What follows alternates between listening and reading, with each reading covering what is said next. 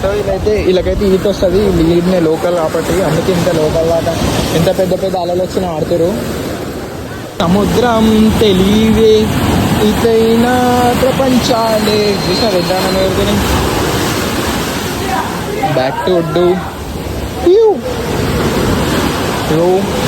నడు పోదాం. ఒడ్డు పోతున్నాము.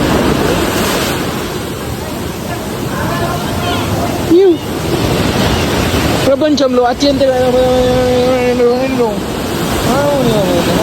నమీబియా పాండిచ్చేరి బైక్ సేవ ఎలాగున్నాయి చూసినారా? నేను ఎట్లా వచ్చేసినాను ఇంకే సింపుల్. అగో నీళ్ళు చూసినా నాకని ముందు వచ్చేసినాను.